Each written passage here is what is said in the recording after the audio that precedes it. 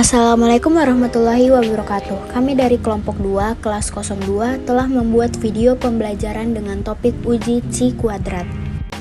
Adapun anggota kelompok kami yaitu Muhammad Al-Ghifari, Karisma Khairunisa, Amalia Ramadhani, Khairunisa, dan Nurul Aulia.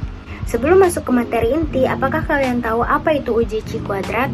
Uji Chi kuadrat adalah uji non-parametrik yang sering digunakan dalam penelitian. Prinsip kerjanya adalah membandingkan dua variabel yang skala datanya adalah nominal.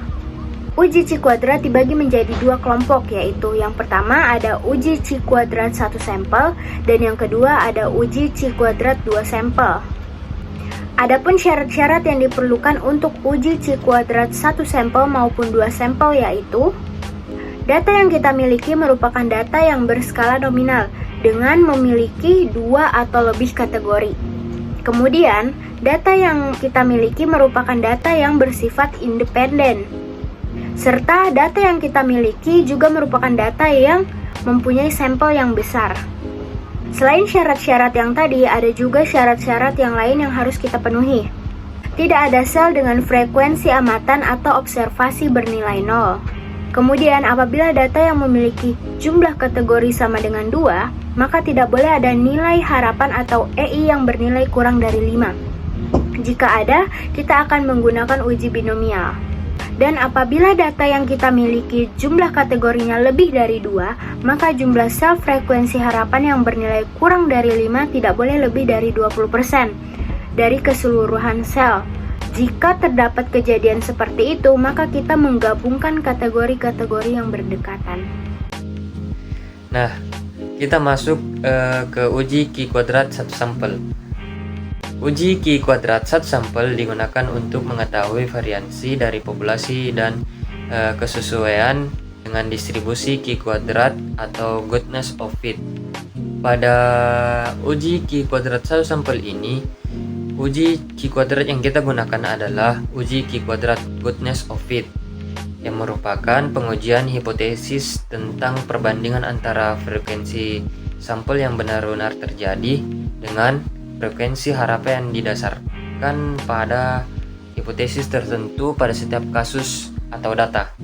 Adapun formula yang kita gunakan untuk menghitung uji Chi kuadrat 1 sampel yaitu sigma I sama dengan 1 sampai K dari OI dikurang EI kuadrat dibagi EI, di mana K merupakan banyaknya kategori pada data yang kita miliki.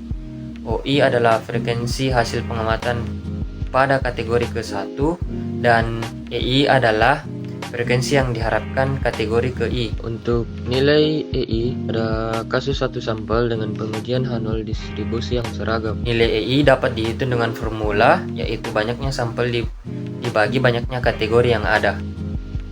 Selanjutnya, di dalam uji Chi kuadrat pengambilan keputusan didasarkan pada Chi kuadrat hitung dan Chi kuadrat tabel. Chi kuadrat tabel dalam buku statistik non-parametrik disebut juga tabel C, di mana penentuan Chi kuadrat tabel didasarkan pada besar nilai alfa dan derajat bebasnya. Cara untuk menentukan derajat bebas adalah dengan menghitung banyaknya kategori dikurang 1, kita akan menolak hipotesis 0 ketika nilai Chi kuadrat hitung lebih besar dari Chi kuadrat tabel. Selanjutnya, untuk prosedur uji Chi kuadrat 1 sampel adalah pertama, masukkan frekuensi-frekuensi data dalam kategori. Nah, kemudian kita tentukan hipotesis 0 dan hipotesis alternatifnya. Selanjutnya, kita periksa nilai EI pada observasi. Setelah itu, hitung Chi kuadrat hitung dan tentukan Chi kuadrat tabel. Nah, kemudian kita bandingkan Chi kuadrat hitung dan Chi kuadrat tabel. Dan terakhir, kita tentukan keputusan dan buat kesimpulan. Nah, untuk lebih memahami materi ini, mari kita langsung ke contoh kasus yang menggunakan uji Chi kuadrat pada 1 sampel.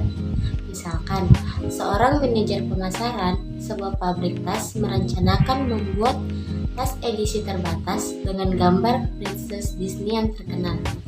Princess Disney tersebut adalah Snow White, Cinderella, Aurora, Belle, Jasmine, dan Mulan. Di hari terakhir, ia berhasil menjual sebanyak 180 tas. Oke, data dari hasil penjualan menunjukkan bahwa tas Snow White terjual sebanyak 31, tas Cinderella sebanyak 24, tas Aurora sebanyak 42, tas Belle sebanyak 18, tas Jasmine sebanyak 20, dan tas Mulan sebanyak 45. Untuk memudahkan, kita dapat melihat tabel yang ada pada slide. Nah, selanjutnya kita akan menguji apakah popularitas Princess Disney mempengaruhi tingkat penjualan tas tersebut.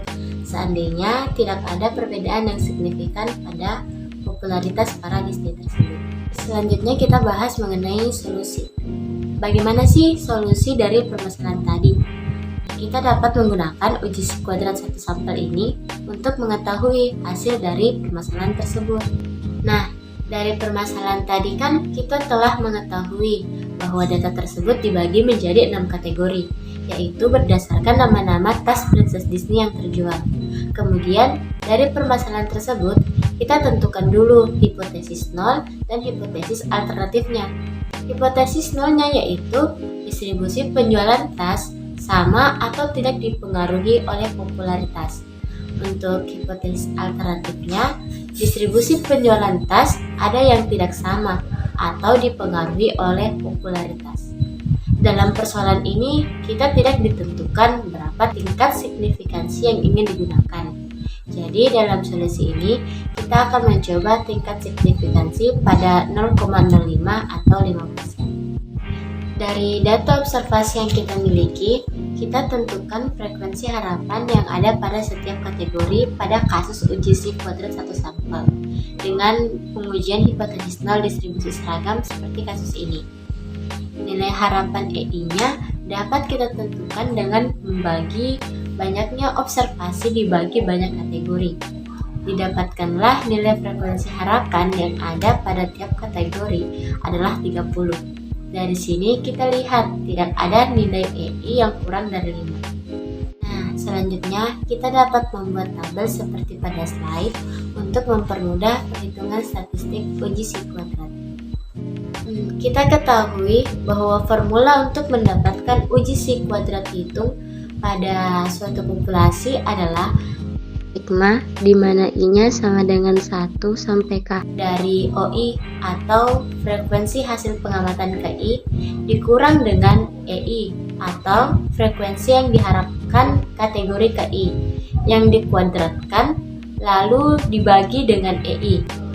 Dari perhitungan tersebut kita dapatkan nilai si kuadrat hitungnya adalah 21,6 dan dengan derajat kebebasan 5, tingkat signifikansi 5%, didapatkan si kuadrat tabelnya adalah 11,07. Dari kedua nilai si kuadrat ini, kemudian kita bandingkan dan kita dapati bahwa si kuadrat hitung lebih besar dari si kuadrat tabel.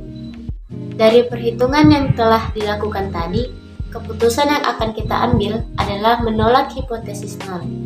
Dan dari hal tersebut, dapat kita simpulkan bahwa dengan tingkat signifikansi 5%, terdapat cukup bukti untuk menyatakan distribusi penjualan tas ada yang tidak sama atau dengan kata lain, penjualan tas dipengaruhi oleh popularitas Princess Disney. Setelah menguji C kuadrat satu sampel secara manual, sekarang kita akan menguji C kuadrat satu sampel dengan menggunakan software RStudio. Nah, di sini kita bisa melihat langsung skripnya. Untuk memasukkan soal, kita menggunakan fungsi matriks dengan nilai berupa frekuensi penjualan dari masing-masing tas. Kita tambahkan dim names, di mana dim names berfungsi untuk menamai data, baik itu kolom maupun baris. Kemudian coba kita langsung run saja datanya supaya datanya masuk ke dalam soal. Nah, seperti ini. Lalu kita akan mencoba melihat tabelnya seperti apa matriksnya. Dan inilah matriks yang kita tampilkan sama dengan soal yang tadi.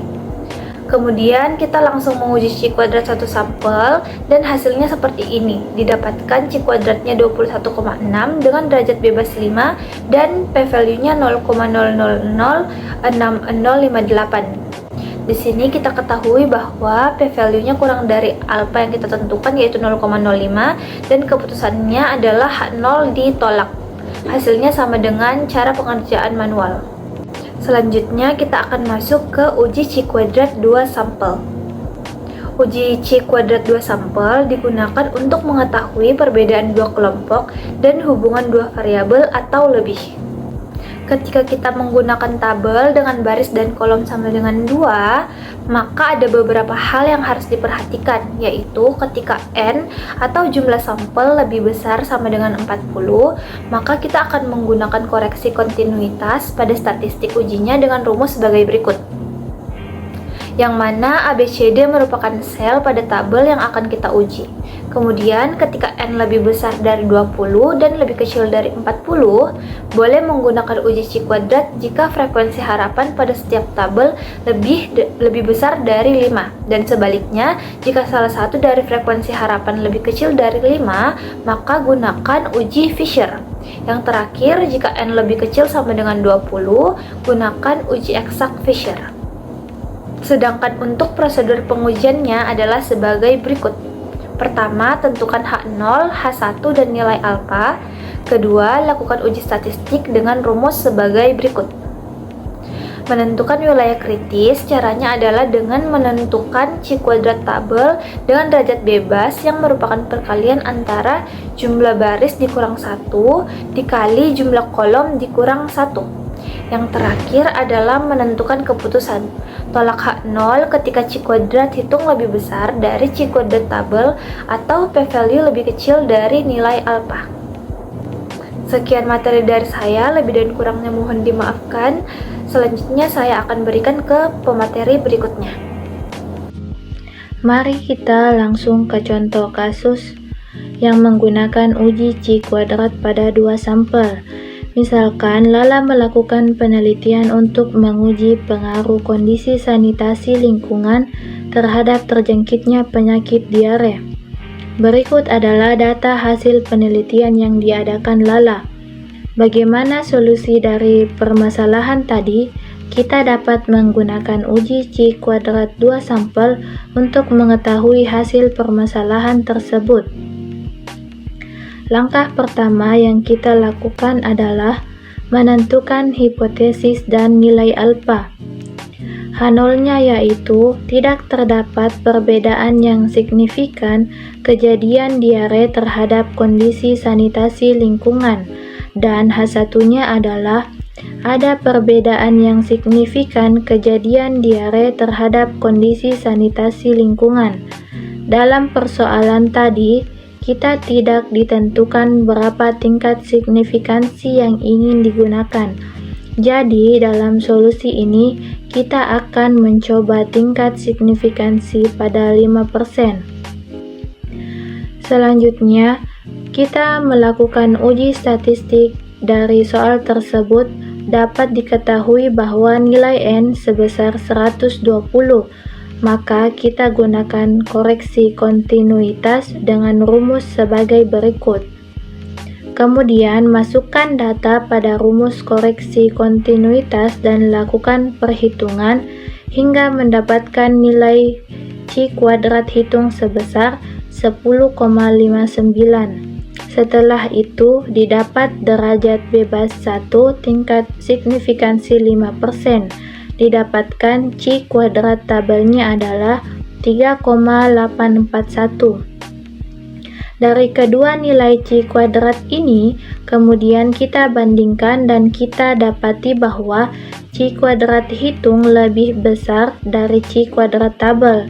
Dengan begitu, keputusan yang akan kita ambil adalah menolak hipotesis 0 yang kita ajukan.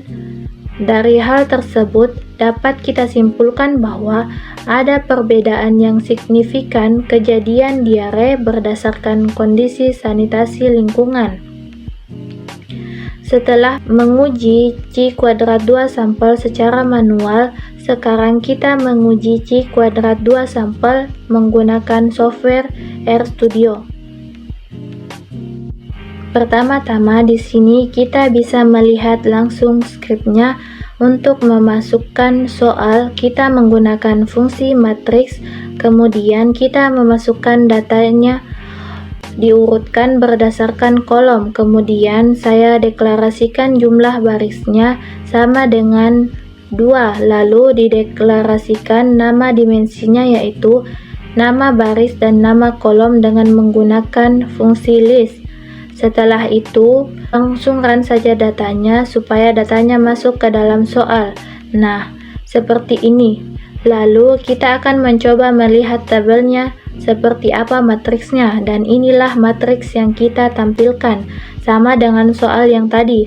Kemudian kita langsung menguji C kuadrat 2 sampel dan hasilnya seperti ini, didapatkan C kuadrat 10,59 dengan derajat bebas 1 dan p-value yaitu 0,01134. Di sini kita ketahui bahwa p-value kurang dari alfa yang kita tentukan yaitu 0,05 dan keputusannya adalah menolak H0. Hasilnya sama dengan cara pengerjaan secara manual. Sekian dari kelompok kami. Wassalamualaikum warahmatullahi wabarakatuh.